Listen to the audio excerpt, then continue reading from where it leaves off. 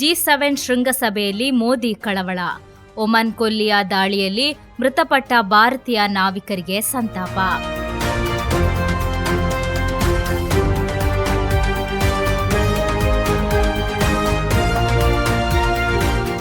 Oman ಕೊಲ್ಲಿಯಲ್ಲಿ ನಡೆದ ಅಮೆರಿಕದ ವೈಮಾನಿಕ ದಾಳಿಯಲ್ಲಿ 3 ಭಾರತೀಯ ನಾವಿಕರು ಮೃತಪಟ್ಟ ಘಟನೆಯ ಬಗ್ಗೆ G7 ಶೃಂಗಸಭೆಯಲ್ಲಿ ಪ್ರಧಾನಿ ನರೇಂದ್ರ ಮೋದಿ ಕಳವಳ ವ್ಯಕ್ತಪಡಿಸಿದರು. ಫೋರ್ಗಿಂಗ್ new partnerships and rebuilding international ಸಾಲಿಡರಿಟಿ ಅಧಿವೇಶನದಲ್ಲಿ ಮಾತನಾಡಿದ ಅವರು, ಮಧ್ಯಪ್ರಾಚ್ಯದಲ್ಲಿ ನಡೆಯುತ್ತಿರುವ ಸಂಘರ್ಷಗಳು ಮಾನವ ಜೀವ, ಆರ್ಥಿಕತೆ ಹಾಗೂ ಜಾಗತಿಕ ವ್ಯಾಪಾರದ ಮೇಲೆ ಗಂಭೀರ ಪರಿಣಾಮ ಬೀರುತ್ತಿವೆ ಎಂದು ಹೇಳಿದರು. ಅಮೆರಿಕ ಅಧ್ಯಕ್ಷ ಡೊನಾಲ್ಡ್ ಟ್ರಂಪ್ ಉಪಸ್ಥಿತಿಯಲ್ಲೇ ಸಮುದ್ರ ಮಾರ್ಗಗಳ ಸುರಕ್ಷತೆ ಮತ್ತು ನಾವಿಕರ ರಕ್ಷಣೆಯ ಮಹತ್ವವನ್ನು ಮೋದಿ ಒತ್ತಿ ಹೇಳಿದರು.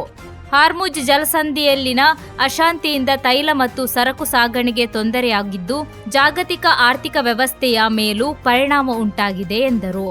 ನಾವಿಕರು ಯಾವುದೇ ಭಯವಿಲ್ಲದೆ ತಮ್ಮ ಕರ್ತವ್ಯ ನಿರ್ವಹಿಸುವಂತಹ ಸುರಕ್ಷಿತ ವಾತಾವರಣ ನಿರ್ಮಾಣವಾಗಬೇಕು ಎಂದು ಅವರು ಆಗ್ರಹಿಸಿದರು.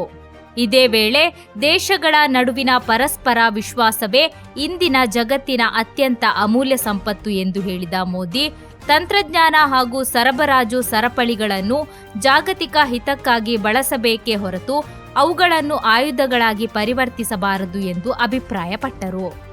ಅಭಿವೃದ್ಧಿಶೀಲ ರಾಷ್ಟ್ರಗಳು ಕೇವಲ ನೆರವಿನ ಫಲಾನುಭವಿಗಳಲ್ಲ, ಜಾಗತಿಕ ಅಭಿವೃದ್ಧಿಯ ಸಮಾನ ಪಾಲುದಾರರಾಗಲು ಬಯಸುತ್ತಿವೆ ಎಂದು ಗ್ಲೋಬಲ್ ಸೌತ್ ರಾಷ್ಟ್ರಗಳ ಆಶಯಗಳನ್ನು ಅವರು ಪ್ರತಿಪಾದಿಸಿದರು.